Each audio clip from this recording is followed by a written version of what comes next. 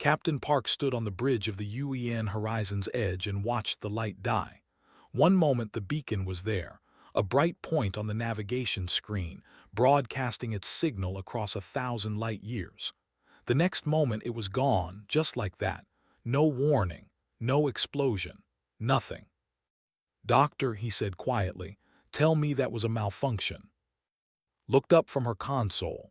She was the ship's communication officer and the only human who could speak 15 alien languages without a translator. Her face was pale. "It was not a malfunction, Captain. The beacon is gone. The entire Andromeda Sector 7 has gone silent." Felt something cold settle in his chest. The beacons were ancient. The Galactic Communion had built them millions of years ago, long before humans learned to make fire. They never failed. They could not fail. "Contact the Communion," he ordered. "Find out what happened." But the Communion already knew, and what they knew terrified them. 3 days later stood in the Great Hall of the Galactic Council. It was a massive chamber floating in space, large enough to hold representatives from 4,000 civilizations. Had been here many times before. He had always felt small here. Humans were new to the galaxy. They had only discovered faster-than-light travel 300 years ago. To the elder species, humans were children. Loud, violent, emotional children who had somehow stumbled into the stars. Today, the Great Hall was filled with fear. The high speaker floated at the center of the chamber. There were ancient beings of pure light, older than most stars. They had guided the Communion for millions of years. They had seen empires rise and fall. They had watched galaxies collide. Nothing surprised them. But today the high speaker's light was dim. Its voice trembled. "The Devourers have returned," it said. The chamber erupted. Thousands of voices screamed in 100 languages. Some wept, some prayed, some simply fell silent and stared at nothing. Did not understand. He turned to who stood beside him. "What are the Devourers?" His translator was working hard to keep up with the chaos around them. Her eyes were wide. They are from the old stories, Captain, from before the Communion existed. They are creatures that eat consciousness. They feed on living minds. The last time they came, they consumed half the universe. That was 1 billion years ago. And how did the galaxy stop them? Did not answer. She did not need to. Could see the truth on the faces around him. The galaxy had not stopped them. The galaxy had hidden. The galaxy had waited. And eventually the Devourers had gone back to sleep. But now they were awake again. Over the next few weeks the dying continued. Beacon after beacon went dark. First Andromeda fell silent. Then Triangulum. Then the outer edges of the Milky Way. Entire civilizations vanished overnight. The who had existed for 400 million years gone. The empire with its billion warriors silent. The networks stretching across 1,000 worlds empty. No distress signals, no calls for help, just silence. And then came the last message. Intercepted it on a cold morning. The horizon's edge was patrolling the outer rim, far from Earth, watching the darkness creep closer. She called to her station, and together they listened to the final broadcast from the... It was a single word repeated in every known language. The voice was calm. The voice was ancient. The voice was dying. "Run." That was all.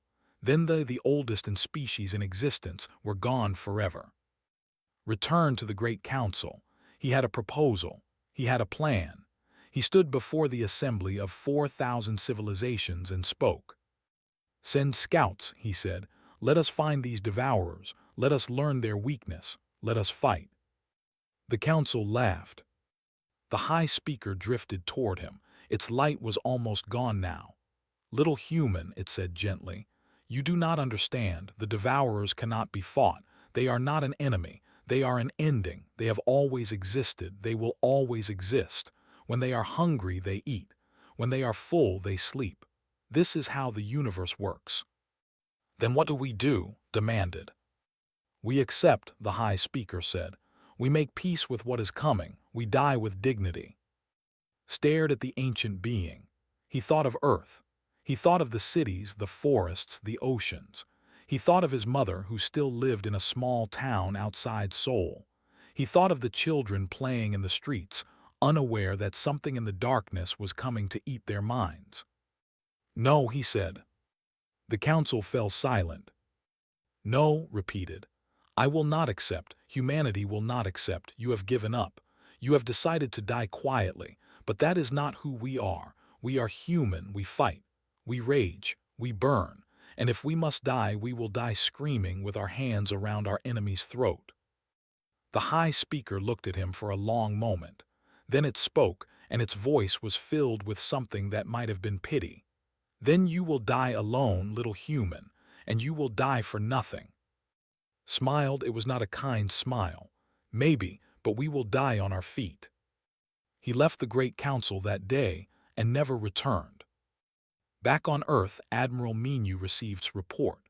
The old admiral sat in his office and read every word. He was 70 years old. He had fought in 3 wars. He had scars on his face and metal in his bones. The aliens called him a relic, a barbarian, a reminder of humanity's violent past. Today, he was humanity's only hope. He activated the emergency broadcast. Every screen on Earth, on every colony, on every ship, showed his weathered face. "Citizens of Earth," he said, "the galaxy has fallen silent. 4,000 civilizations have given up. They have decided to surrender to an enemy they believe cannot be defeated. They are wrong." He paused, his eyes were hard. "We are human. We have survived ice ages and plagues. We have survived wars and disasters. We have clawed our way from caves to the stars with nothing but our bare hands and our stubborn refusal to die. And we will not stop now." He leaned forward. "The aliens called us primitive. They called us violent. They called us dangerous. Today we will prove them right. Today we go to war." Across 12 star systems, humanity heard the call, and humanity answered. The silence was about to break. Captain Park stood at the viewport and stared into the darkness. Behind them, the last beacon still flickered, a tiny point of light in an ocean of black. Ahead, there was nothing. No signals, no ships, no life. "Status report," he said quietly. Lieutenant Bay answered from the pilot's chair. She was young, barely 30, with sharp eyes and steady hands, the best pilot in the fleet. "All systems green, Captain. We are officially in dead space." Chief Engineer Shin looked up from his console. He was an older man, calm and unshakable. He had kept this ship running through 3 wars and 100 disasters. "Engines are stable, but Captain, I must say, my instruments are reading something strange ahead. Space itself seems wrong." Nodded. "That is why we are here, to find out what wrong looks like." They flew for 3 days. They found the dead. The first was a mining station drifting in the void. Ordered a team to investigate. They found no bodies, no damage, no signs of battle. The station was simply empty. Food sat on tables half-eaten. Machines still hummed. It was as if everyone had simply vanished in the middle of their day. Ensign O was the youngest member of the crew. This was her first deployment. She stood in the empty station and hugged herself. "Where did they go?" she whispered. Doctor ran her scanner over the walls. "Their life signs are gone, but there is a residue, something I have never seen before. It is like their consciousness was pulled out of their bodies." "Pulled out," his voice shook, like souls. Did not answer, but her silence was answer enough. They found more stations, more empty ships, more dead worlds. On one planet they found cities still standing, streets still lit, but not a single living thing, not even insects. The devourers had taken everything. And then on the 7th day, they found the enemy. It appeared without warning. One moment the space ahead was empty. The next moment there was something there. His first thought was that it was a wound, a tear in the fabric of reality. It was black, but not the black of space. It was the black of nothing, the black of absence. Light did not reflect from it. Light did not exist near it. "What is that?" breathed. His fingers flew across his console. "I cannot scan it. My instruments say there is nothing there, but I can see it with my eyes." His face was white. "It is a devourer. The stories describe them exactly like this. A wound in space, a hole where reality should be." The wound moved. It drifted toward a nearby moon, a small rock where their sensors had detected survivors.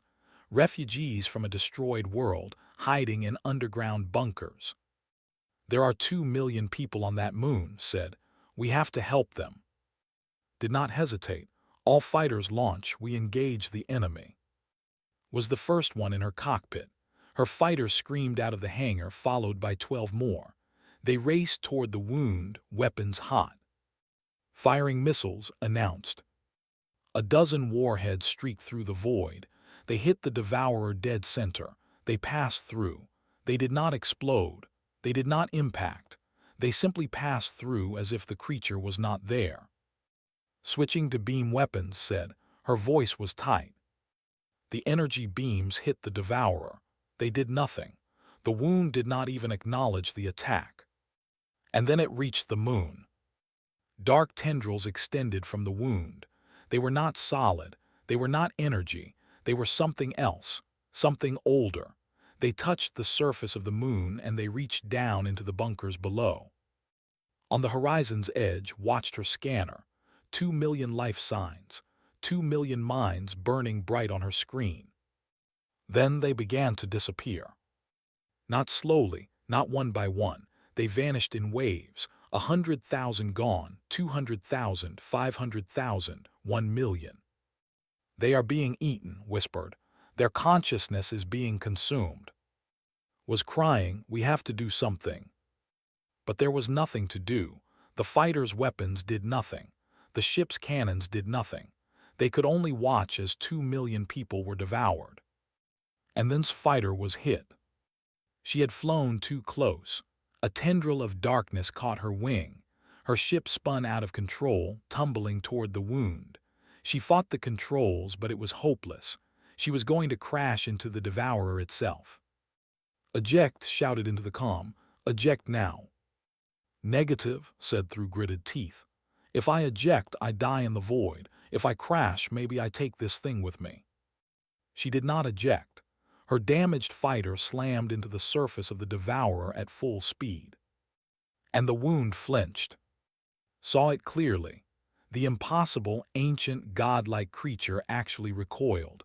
For just a moment the tendrils, for just a moment the darkness shivered. Then's emergency beacon activated. She had survived. Her fighter had broken apart on impact, but her cockpit had held. She was floating in the void, alive. "Get her back," ordered. "Get her back now." They rescued and retreated at maximum speed. The devourer did not follow. It finished consuming the moon and then vanished, as if it had never been there. Later in the medical bay, sat up and looked at. She had cuts on her face and burns on her arms, but she was alive. "It felt me," she said. "When I hit it, it felt me. It did not expect that." Had been analyzing the sensor data. His eyes were bright. "She is right, Captain. The devourer's energy signature flickered when she made impact.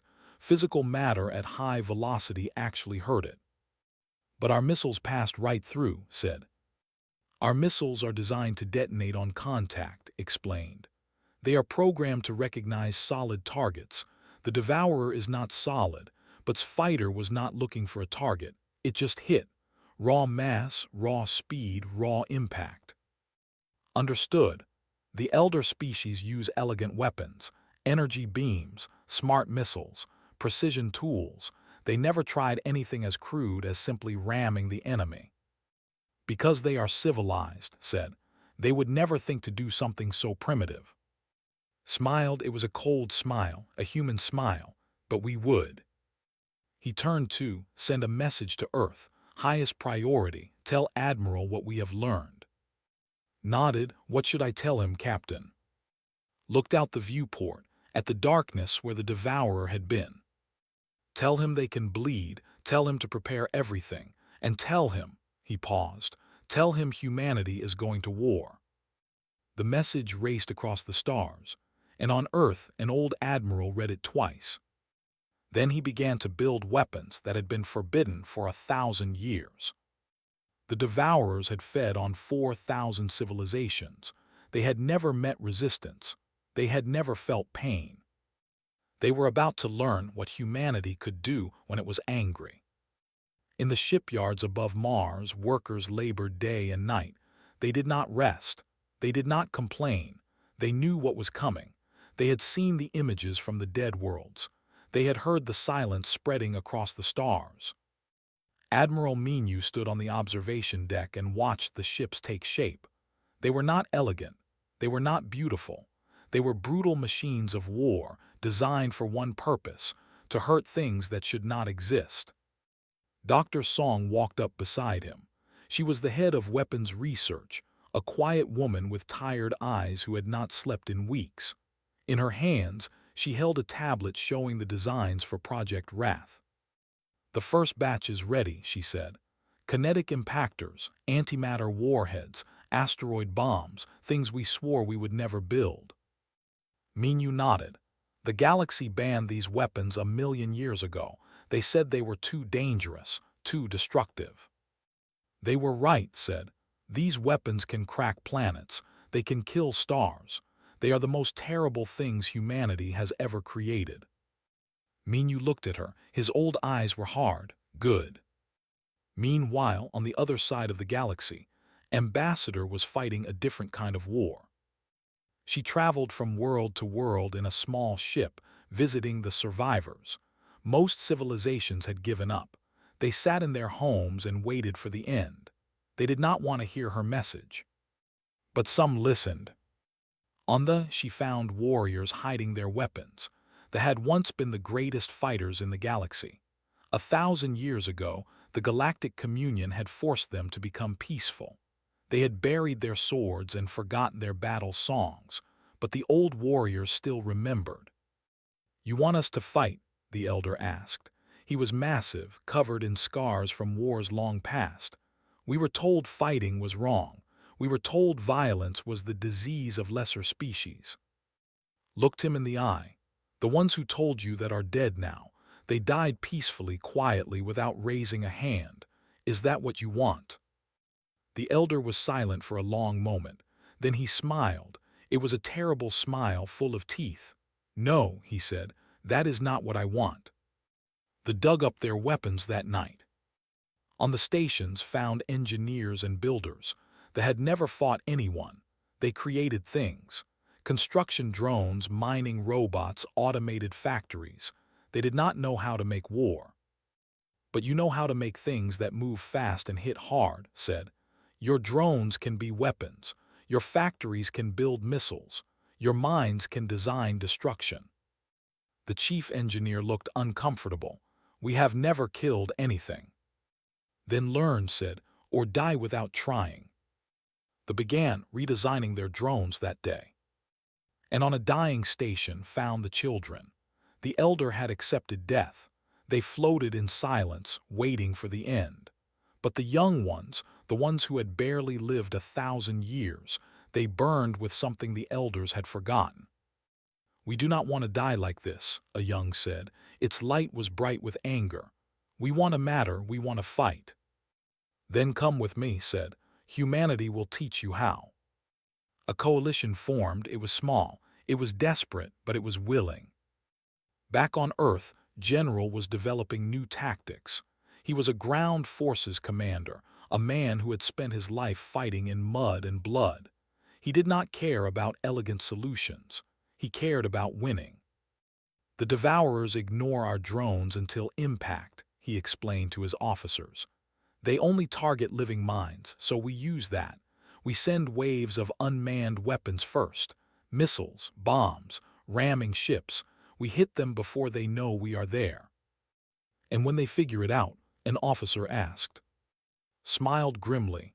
"Then we hit them again and again and again until they stop moving." "They expect prey," another officer said. "They expect fear." "Yes," said. "That is their weakness. They have never met something that wanted to hurt them. They have never felt pain. We are going to teach them what pain means.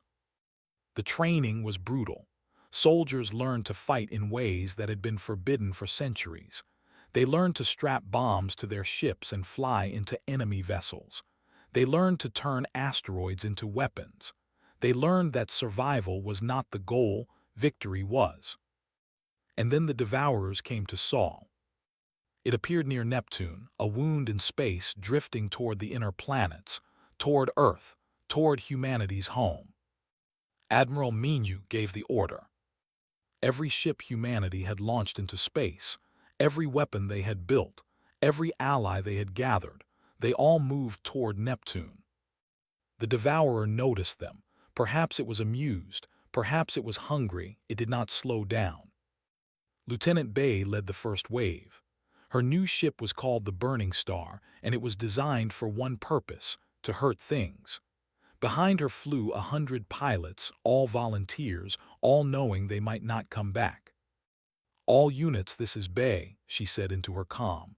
"Remember your training, we are not trying to survive, we are trying to kill." The drones hit first. Thousands of construction robots redesigned as missiles. They slammed into the Devourer at incredible speeds. The wound shivered. The darkness flickered. Then the came. Their ancient warships, pulled from museums and graveyards, roared into battle. They fired weapons that had not been used in 1,000 years. They screamed their battle songs as they flew. Then the children. They were beings of pure light, fragile and young. They wrapped themselves around antimatter bombs and dove into the Devourer's heart. And finally the humans. Led a squadron of volunteers. Their ships were packed with explosives. Their engines were set to overload. They were not weapons, they were offerings. "For Earth," someone said on the comm. "For everyone," another voice added. They hit the Devourer together. The explosion was visible from Mars. It was bright enough to blind sensors across the system. It was powerful enough to shake moons. And when it faded, the Devourer was still there. But it was wounded. A piece of it was missing. Dark matter leaked from its body like blood from a cut. It made a sound, a scream that echoed through every mind in the system. Pain, confusion, fear. Admiral Menu leaned forward in his chair. "Again," he ordered. They hit it again, and again, and again. 3 hours later, the Devourer died. It collapsed in on itself like a star going dark. The wound in space healed. The darkness faded. And where an ancient, godlike predator had been, there was only empty void. Silence fell across the Sol system. Then slowly cheering began, on Earth, on Mars, on every ship and station. They had done the impossible. They had killed a god. The message spread across the galaxy. It raced through dead space and dying worlds. It reached survivors hiding in bunkers and refugees drifting in broken ships. A Devourer had been killed. Humanity had shown it could be done. And in the darkness, the other Devourers felt something they had never felt in 1 billion years of existence. Fear. Commodore Park stood on the bridge of his flagship, the Soul's Pride, and watched another world burn. They had saved this planet 3 days ago. They had driven back the Devourers, rescued the survivors, declared victory. Now the Devourers had returned with 5 times the force, and there was nothing left to save. "Pull back all ships," ordered. His voice was flat, empty. He had given this order too many times. Doctor stood beside him. She did not speak. There was nothing to say. They had won many battles. They had killed dozens of Devourers. The coalition had grown. Species that had given up now fought beside humanity. The beacons were coming back online. Hope was spreading. But the cost was terrible. For every Devourer killed, thousands died. Human ships were built for war, but they were still fragile things. Soldiers flew into battle knowing they would not return. Colonies sacrificed themselves to buy time for others. Earth's population had dropped by 1/3. The young were dying. The old were dying. Everyone was dying. And still they fought. Ensign O was not an ensign anymore. She was a lieutenant now, commanding her own ship.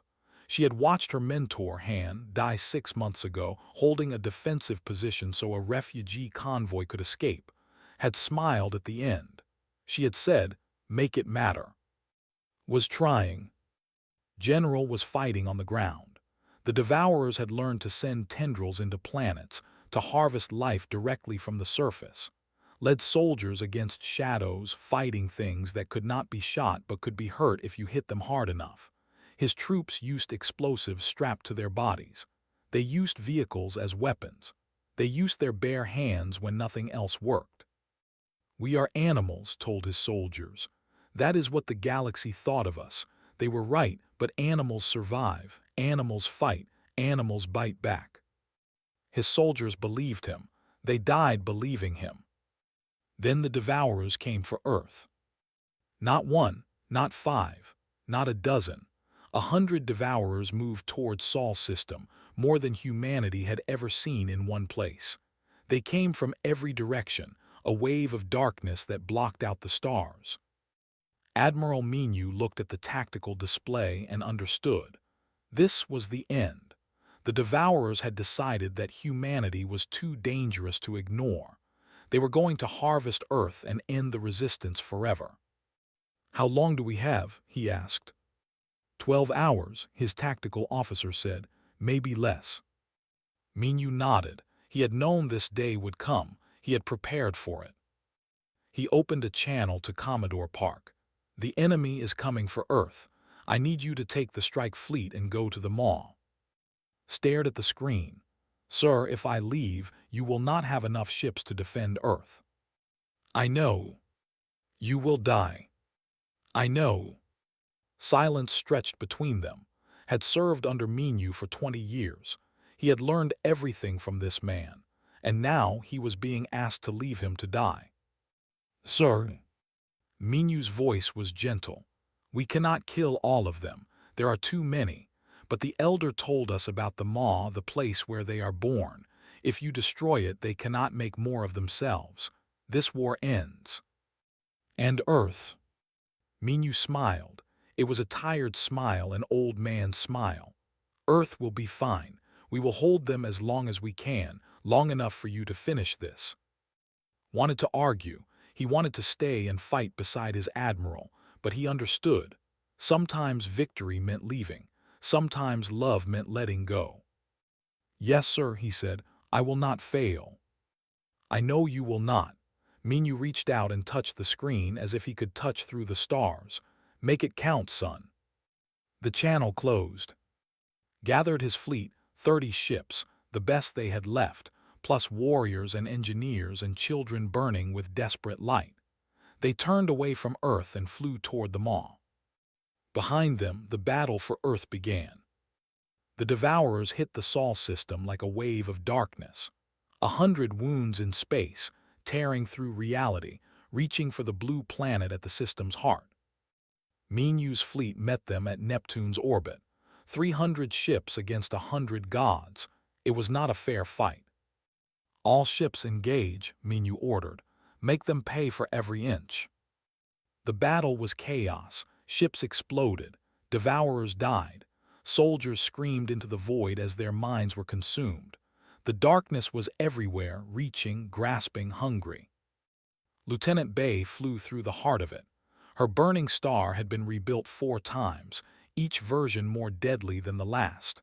She had killed more Devourers than anyone in the fleet. She was a legend. Today, she was just another soldier trying to survive. "Bay, on your left." Shin's voice crackled in her ear. He was coordinating the fleet's movements, keeping the ships together even as everything fell apart. Spun and fired. A Devourer tendril missed her by meters. She pushed her engines to the limit and dove toward another wound in space, bombs ready to drop. "For Earth," she screamed and released her payload. The Devourer screamed and died. She did not stop to celebrate. There were 99 more. General was on Luna.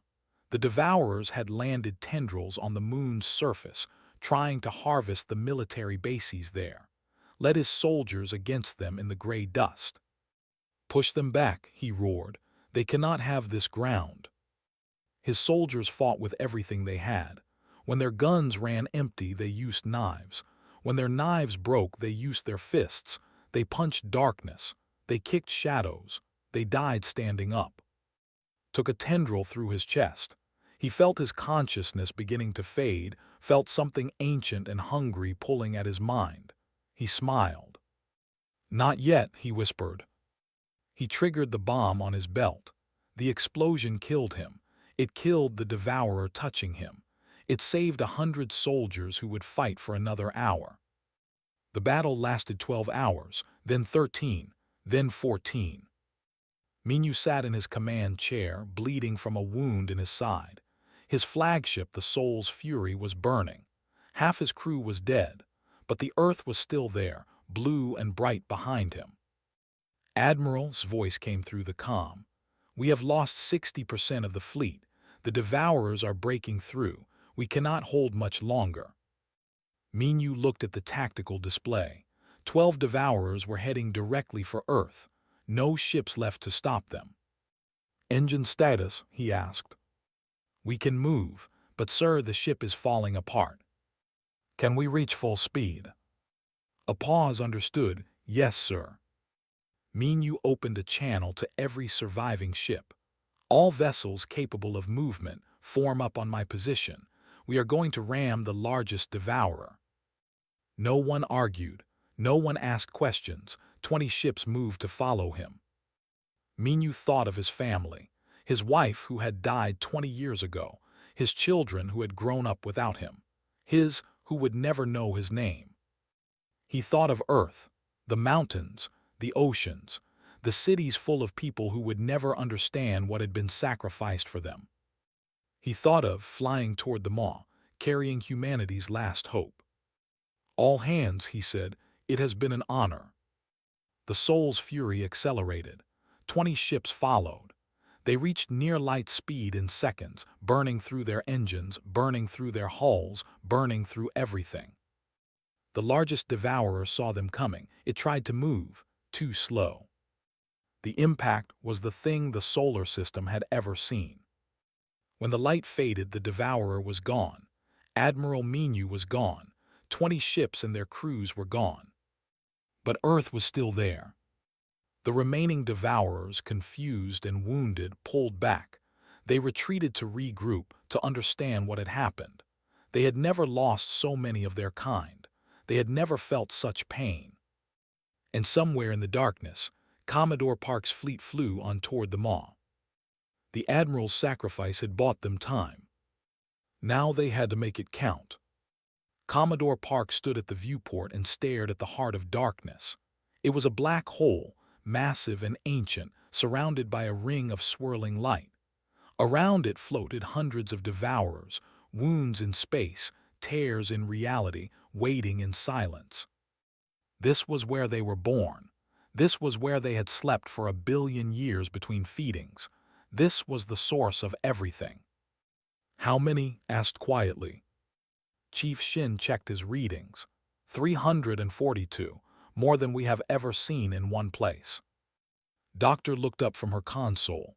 "They know we are here. They are not attacking. I think they are waiting." "Waiting for what?" An ancient voice answered. The elder witness drifted onto the bridge. It was the last of its kind, 400 million years old, the final survivor of a species that had once ruled the stars. It had joined fleet to share what it knew. "They are waiting to understand," the elder said. "You have confused them. In all the cycles of existence, no species has ever fought back. They do not know what to do with you." Smiled grimly. "Then let us give them an answer." He opened a channel to the entire fleet. 30 ships, human. All that remained of the coalition. All that stood between the universe and eternal darkness. "You all know why we are here," said. "You all know what we have to do. The maw must be destroyed. If we succeed, the devourers cannot reproduce. This war ends. If we fail, everything we have fought for means nothing." He paused. Around him, his crew was silent. They knew the odds. They knew most of them would die. "I will not lie to you," continued. This is probably a one-way trip. The weapons we carry, the antimatter cores, the singularity bombs, this ancient technology, they will destabilize the black hole when we detonate them. But the explosion will kill everything in this system. He looked at the faces around him, who had kept the ship running through impossible conditions, who had unlocked the secrets of alien languages and devourer minds. Lieutenant Bay, who had killed more devourers than anyone alive. Ensign O No, Captain O Now, who had grown from a frightened child into a warrior. "But that is okay," said softly, "because we are not here to survive. We are here to win. We are here to answer the question the devourers have been asking for 1 billion years." The devourers stirred. They began to move toward the fleet, sensing danger, sensing the fire in these small creatures' minds. Opened a channel on all frequencies, not just to his fleet, to the devourers themselves. "Can you hear me?" he said. "I know you can. I know you have consumed 1 trillion minds. I know you have heard 1 trillion prayers and screams and whispers. So listen to me now." The devourers paused. Perhaps they were curious. Perhaps they were amused. Perhaps they simply wanted to taste this strange creature's defiance before they consumed him. "You asked the galaxy to run," said. "You asked the galaxy to die quietly. For 1 billion years every species answered yes. They surrendered, they accepted, they fell silent." He leaned forward, his eyes hard. "But we are human.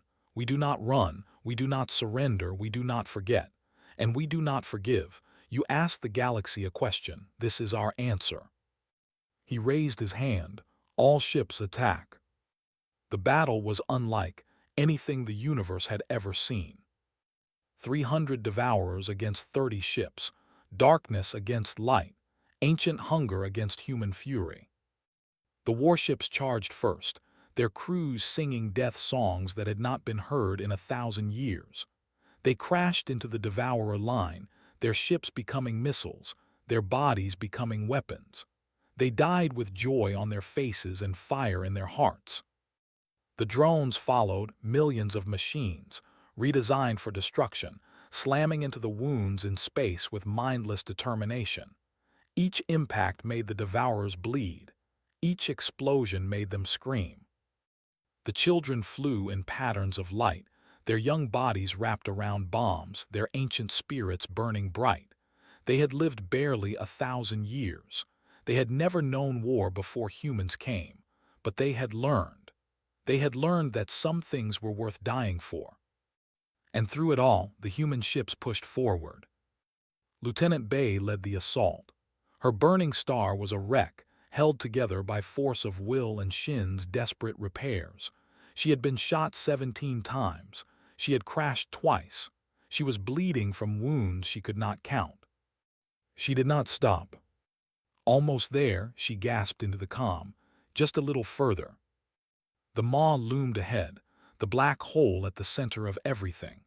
If she could reach it, if she could deliver her payload, it would all be over. A devourer blocked her path.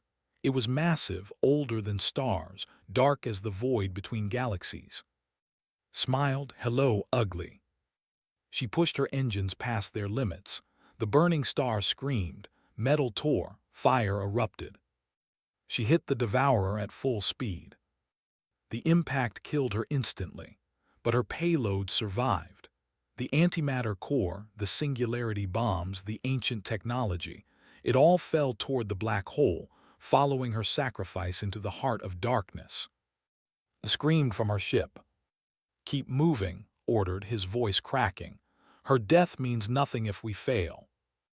The remaining ships pushed through. Devourers fell around them, bleeding darkness, screaming confusion. The ancient predators had never experienced this. They had never felt loss. They had never known fear. Now they knew both. As flagship reached the edge of the black hole's event horizon, the gravity was crushing. The ship was coming apart. Most of his crew was dead. Looked up from his console. "The detonation device is ready, Commodore, on your order." Nodded. He thought of Admiral Menu, who had given his life for Earth. He thought of all the soldiers who had died believing in humanity. He thought of his mother, who had never left her small town outside Seoul, who had told him to be brave.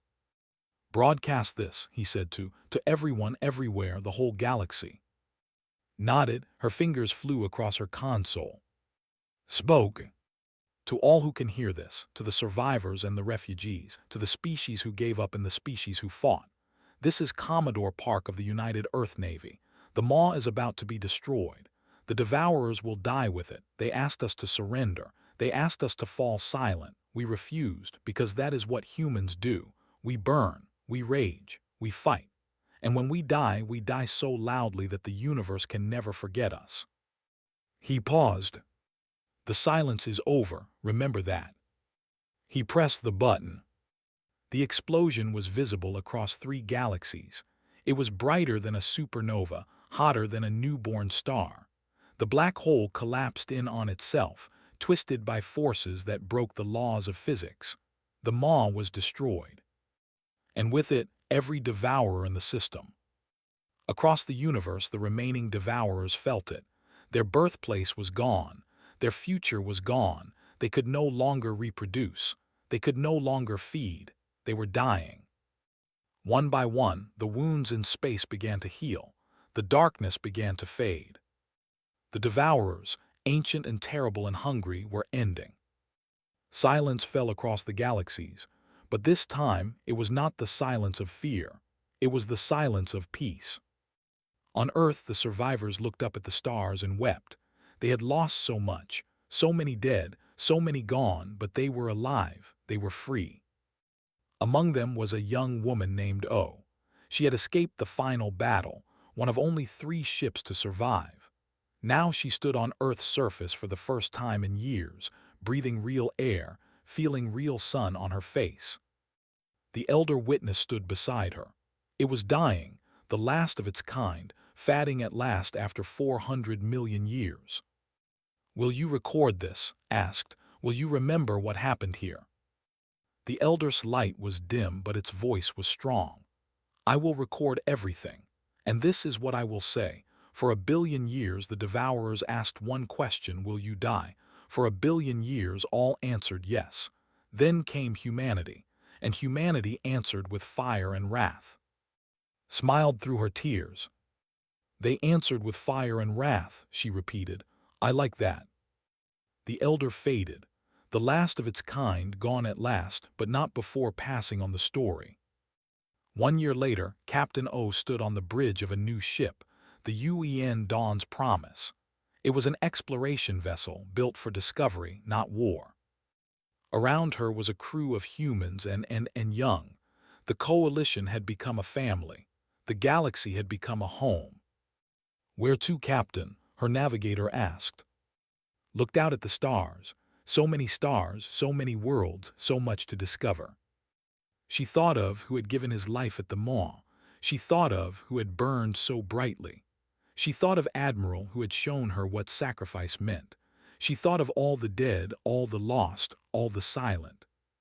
And she smiled. "Let us go find what else is out there," she said, "and let us remind them the silence is over." The Dawn's Promise jumped into hyperspace. And across 3 galaxies and 1 trillion languages, the message spread. Humanity had answered. Humanity had won. The darkness was gone. The light remained. And the universe was finally, beautifully, alive with sound.